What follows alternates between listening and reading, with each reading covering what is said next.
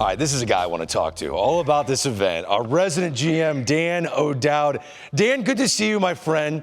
You like to put together all kinds of qualifiers and how you look and evaluate young talent.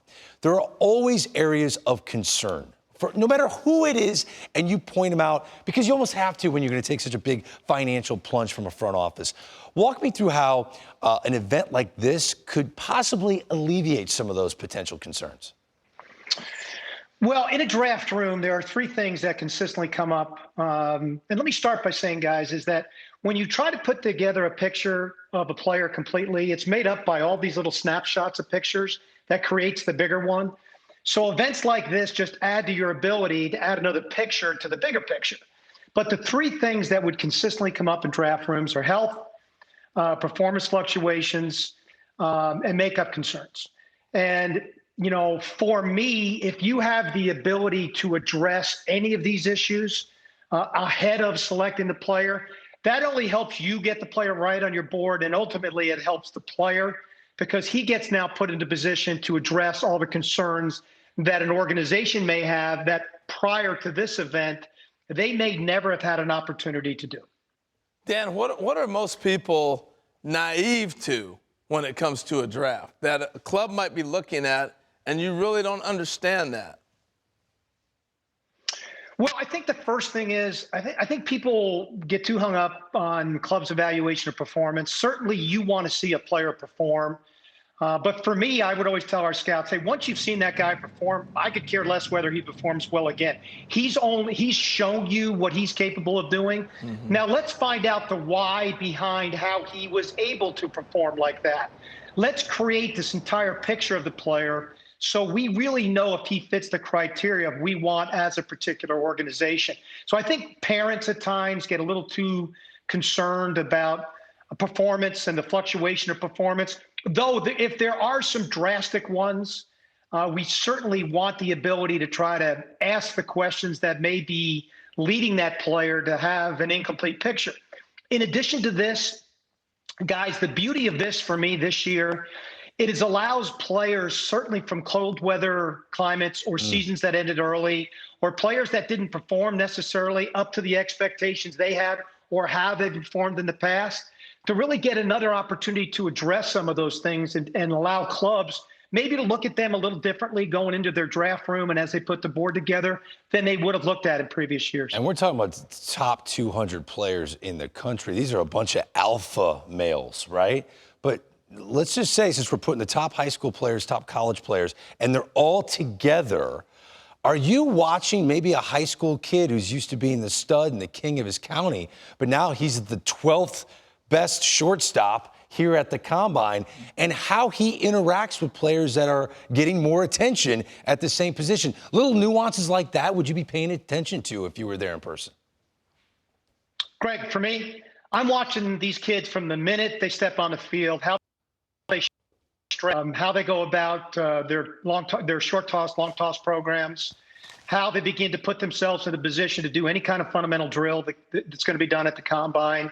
And then I'm going to watch them athletically in their movement patterns and how they field a ground ball. If it's a shortstop, as you talked about, what's their transfer like?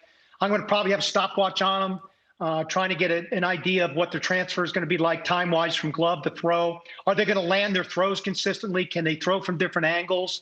Do they take the right angles to balls? Do they read them correctly off the bat? And then just their interaction with the other players, how they carry themselves. Do they act confidently? Are their shoulders slumped? Do they stand tall? It's all those things that I'd be paying attention to, everything that they do on the field. And then the ability, guys, one of the most important things for a Combine for me, and I can't stress this enough, is the ability to sit down across a table and just talk to the kid. I call it an interview. It doesn't have to be that, but you can really dig into really what makes this guy tick. And what I'm trying to find out in that conversation, does he really love the game of baseball? Because, Harold, you know this, there's two different type of loves. There's the love of the game that they love it when they're playing well.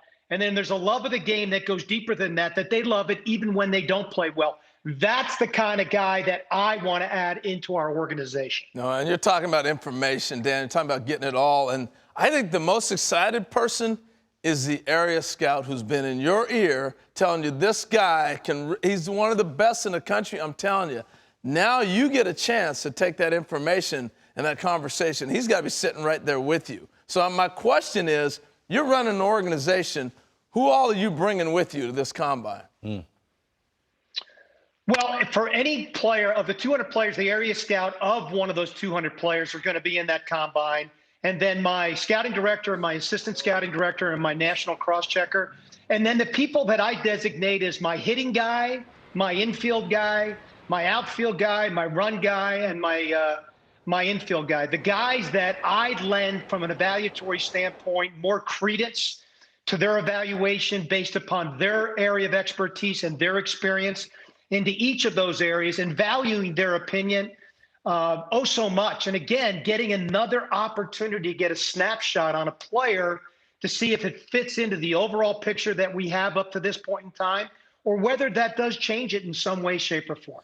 Real quick, we're running out of time. If there's a kid that's viewed as a first-round talent and he shows up to this combine, is that automatically a feather in his cap before he even fields a ground ball or throws a pitch in front of you? Yeah, because he's not afraid of competition. He's not afraid of falling in the draft based upon his performance or lack thereof at the combine. That means he's highly competitive, a very confident kid. And you know what? He's showing up because he loves the game. But I will say, if a kid doesn't show up at the combine, I'm also not going to penalize him because I understand the incredible pressures that they may be under. But I would also ask a lot of questions about why they aren't coming to the combines and making sure that there's part of this picture that in some way, shape, or form doesn't add up from the prior information that we have. Dan O'Dowd, great information always from you. Thanks for joining us. We appreciate it, buddy. Thanks, guys.